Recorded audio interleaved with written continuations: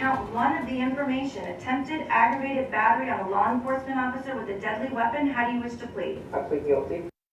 While waiting for a conviction, dozens of families are now one step closer to closure. The man charged in the 2018 massacre at Marjory Stoneman Douglas High School says he intends to plead guilty to murder charges next week. Nikolas Cruz's lawyers made that stunning announcement today. WPTV News Channel 5's Ryan Hughes joins us from outside the Broward County courtroom with more.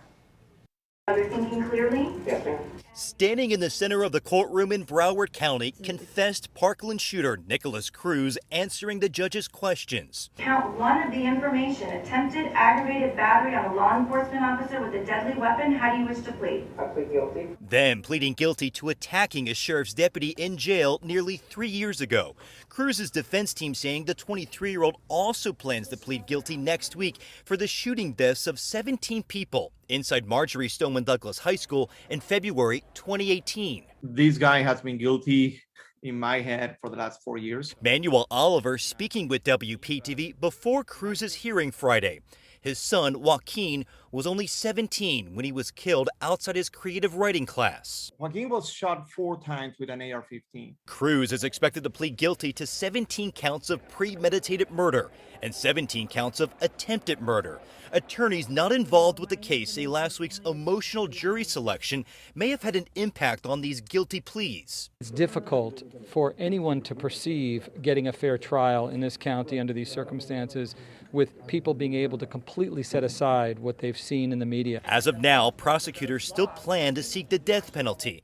Manuel says neither life in prison nor the death penalty will come close to what happened to his son.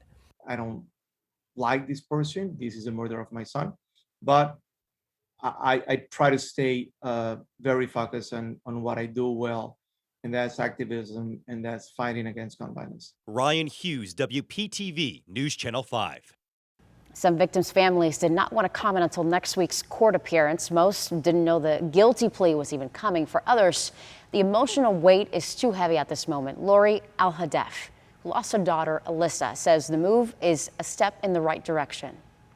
This guilty plea was good to be able to move forward to the next step. You know, we have a long ways to go. If Cruz follows through with a guilty plea next week, a penalty phase would then be held in which a jury would decide whether to recommend to the judge that he be sentenced to life in prison or death.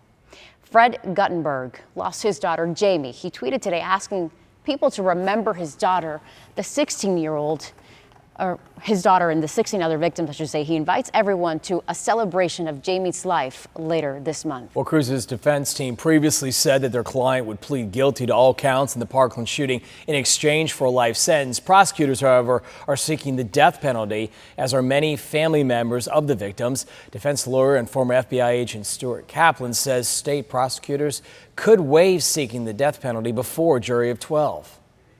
So I think this is a way for the defense to try to reach out to the families and let them know that Nikolas Cruz is willing to accept responsibility for his conduct, and to see if in any way that may soften their position to reconsider the hard line of a sentence of death.